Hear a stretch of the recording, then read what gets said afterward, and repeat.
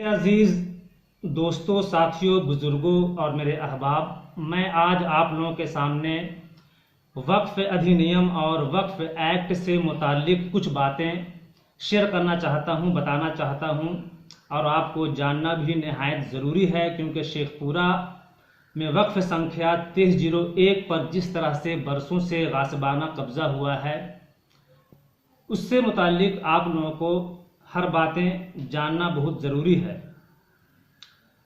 वक्फ क्या चीज़ है, वक्फ क्यों बनाया गया है, इस्लाम में इसकी क्या ज़रूरत पड़ गई है, ये सारी बातों को आपको जानना बहुत ज़रूरी है। आपकी गैर जानकारी ने आपको गुमराही की तरफ ले जाता रहा, आप गुमराह होते रहे, ज़हनी गुलाम बनते रहे, मानसिक गुलाम बनते रहे। जैसा जिन्होंने आपको बताया, आप बगैर आइन को देखे समझे आप बेवकूफ़ बनते रहे। इसलिए आपको आइन को जानना बहुत ज़रूरी है। मैं तो उस वक्त हैरत ज़दा रह गया जब आज से 2 महीना कबल छोटी दरगाह के उर्स के मौके पर जब एक तकरीर हुई थी, जिसमें बाज़ाब्ता ये कहा गया था कि शेखपुरा कब्रिस्तान यहाँ के जो सबसे बड़े वली बुज़ुर्ग हस्ती जो लेटे हुए हैं, एक दुर्वेश हैं सैयद ख्वाजा अब्दुल्ला चिश्ती रहमतुल्लाह अलैह, जो अफ़गानिस्तान से यहाँ आए हैं। उन्होंने ही शेखपुरा वालों को सारी ज़मीन जो है अनुदान किए हैं, उनको दिए हैं और इनके ख़ानदान वालों की ये ज़मीन दी हुई है। ये बातें बिल्कुल बेबुनियाद हैं और वक्फ अधिनियम के वक्फ आइन का खुल्लम खुल्ला खिलाफ वर्जी है। मैं ये बता देना चाहता हूँ कि वक्फ अधिनियम में जो वक्फ बोर्ड की तश्कील हुई है, तो वक्फ बोर्ड ने सारे वक्फ इमलाक को चलाने के लिए यहाँ पे 2 कंडीशन जो है बनाए हैं। पहला कंडीशन ये है कि वक्फ जायदाद के मुतालिक एक मुंतज़मीन कमेटी शिफ्ट होती है और दूसरा कंडीशन उसका मुतवल्ली शिफ्ट होती है। शेखपुरा जो वक्फ संपत्ति है 2301 में जो सबसे पहली कमेटी गठित हुई थी, जो मुंतज़मीन कमेटी के नाम से जो मौसूम है, वो 1998 में बनी थी। 1998 में मुंतज़मीन कमेटी बनाई गई थी, जिसका हम लोगों ने बाज़ाब्ता वक्फ बोर्ड से जो है सर्टिफाइड कॉपी हम लोगों ने निकाला, जिससे ये साबित होता है कि यहाँ मुतवल्ली शिफ्ट नहीं बल्कि कमेटी शिफ्ट है। लेकिन बाद में इसे मुतवल्ली शिफ्ट कर दिया गया। मतलब यहाँ पर भी आइन और कानून का खुल्लम खुल्ला धज्जियाँ उड़ाया गया। इसी के मुतालिक जो है यहाँ के मुतवल्ली कहलाने वाले नाजायज़ कब्ज़ा करना शुरू किए। ऐसे तो पूरे बिहार में, मुल्क में बहुत सारे वारदात हैं कि मुतवल्लियान ने बहुत सारे औकाफ की जायदाद को कब्ज़ा कर के उससे जो है ख़रीदो फरोख्त किए हैं, जिसमें बहुत बड़ा मामला आया। औरंगाबाद वक्फ स्टेट का मामला हो, दरभंगा, भागलपुर और नालंदा के बिहार शरीफ में वाक़ सुगरा वक्फ स्टेट का मामला हो, नवादा ज़िला में भी कई वारदात हैं। अभी रजौली का मामला है। तो इस तरह से कई मामला आ चुके हैं मुतवल्लियान पे। इस हालात में, इस परिस्थिति में हमको ये समझना है कि जहाँ मुंतज़मीन कमेटी है और जहाँ मुतवल्ली हैं, ये दोनों का सिर्फ इतना पावर है कि वो वक्फ की जायदाद के मुहाफिज हैं। वक्फ की जायदाद के जो है सुरक्षा करने के लिए उनको रखा गया है, उनकी हिफाजत करने के लिए उनको रखा गया है। उस जायदाद पे उनका कोई मालिकाना हक नहीं होता है। मैं वक्फ के बता दूं कि वक्फ के लग़वी माने क्या हैं। वक्फ के लग़वी माने क़याम और ठहराव के हैं, लेकिन इस्लामी इस्तिलाह में ये लफ्ज़ वसी मानों में इस्तेमाल होता है। जिसकी रौ में किसी जायदाद या कीमती से कीमती शय को खुदा की राह में दे देना या मखसूस कर देना होता है, जो हमेशा हमेश के लिए खुदा की राह में सदक़े की हैसियत रखता है। उससे हासिल होने वाली आमदनी या मुनफ़ियत को मजहबी और खैर के कामों में खर्च किया जाता है। जिस जायदाद या शय को वक्फ किया जाता है वो हमेशा हमेश के लिए यानी दायमी तौर पर वाकिफ की मिल्कियत से निकलकर अल्लाह की मिल्कियत में मुंतकिल हो जाती है। लिहाजा वक्फ दायमी और काबिले तनसीख अमल है, नाकाबिले तनसीख अमल है।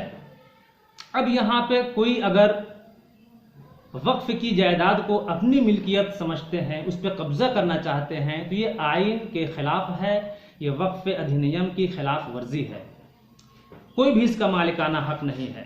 वक्फ का मकसद ही बंदगाने खुदा की बेहतरी, भलाई और मजहबी अमूर की जायदाद और आमदनी का इस्तेमाल बिल्फाज दिगर उसका मकसद बंदगाने खुदा और मजहब को मुनाफा पहुंचाना होता है।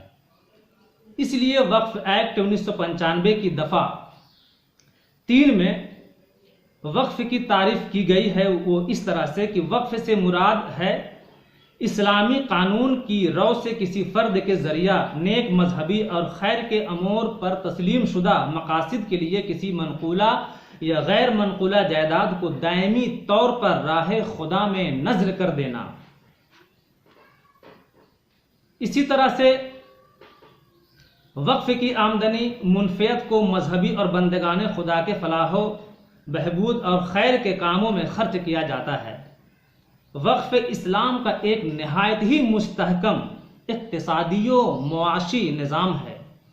उसके ज़रिया समाज के फ़ुक़रा, मसाकीन, यतीमों, बेवा, मुफलिसों, मोहताज की किफ़ालत होती है। उसके अलावा दूसरे बहुत से मजहबी, दीनी अमूर और कार खैर में इस्तेमाल किया जाता है। चुनांच मनकूला और गैर मनकूला अमलाक को वक्फ करने की रवायत अहदे नबवी से चली आ रही है। अपने वतन अजीज़ में साहबे खैर हजरात ने मजहबी कामों और बंदगाने खुदा की फलाह बहबूद के लिए अरबों और खरबों की जायदादें वक्फ की हैं। अगर उनका सही इंतज़ामो इंसराम हो, उनकी आमदनी का मनसूबाबंद तरीके से इस्तेमाल हो, तो उम्मते मुस्लिमा में कोई गरीब और बेसहारा नहीं रहेगा। वक्फ अमलाक के तहफ़्फ़ुज़ और इंतज़ाम की देख रेख के लिए मुख्तलिफ वक्फ कवानीन के ज़रिए रियासती सतह पर वक्फ बोर्ड के ज़रिया अमल में लाया जाता रहा है। आप समझने की कोशिश कीजिए कि वक्फ इमलाक के बेहतर नज़्म निस्क और ऑब्जर्वेशन के लिए 1954 में पार्लियामेंट से कानून की तदफीन की गई। वक्फ एक्ट 1954 में 1959, 1964, 1969 को जज़वी तरमीम की गई, लेकिन इस एक्ट में भी तरमीम की ज़रूरत महसूस हुई। मुस्लिम समाज की हर तरफ एक मुअस्सिरो मुस्तहकम एक्ट के नफाज का मुतालबा किया गया। बिला आखिर काफ़ी जद्दोजहद के बाद वक्फ एक्ट 1995 का नफाज अमल में आया, जिसके ज़रिए औकाफ के इंतज़ाम में यकसानियत लाने की कोशिश की गई, लेकिन इसमें भी इस्लाहात और तरमीम की ज़रूरत थी। वक्फ तरमीमी एक्ट 2013 पास हुआ। उसमें वक्फ से मुताल्लिक तमाम ज़रूरी पहलुओं का अहाता करते हुए उससे ज़्यादा कारगर अफादा बख्श बनाया गया। वक्फ लोगों के मसाइल को हल करने के लिए है, उनकी गरीबी, उनकी मुफलिसी को दूर करने के लिए है, ना कि उस सारे संपत्ति पे कब्जा जमाने के लिए है। मैं इसलिए भी ये सारी बातें बता रहा हूँ कि आप लोग हमेशा जो है गफलत की चादर ओढ़ रखे हैं। जो जैसा कहता है आप उसे सुनते हैं। ऐसी बिला वजह तकरीर, ऐसी बिला वजह भाषण से आप दूर रहें, जिसमें सिर्फ उसके अपने निजी मुफाद या मुफाद परस्ती का जो है रोशनी झलकता हो।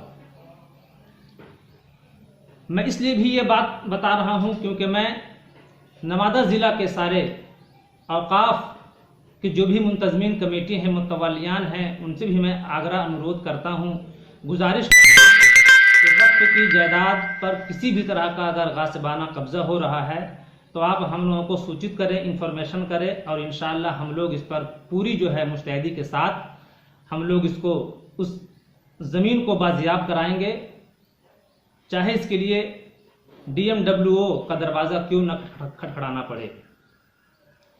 शेखपुरा वालों से भी मैं गुजारिश करता हूं कि आप लोग को डरने की ज़रूरत नहीं है।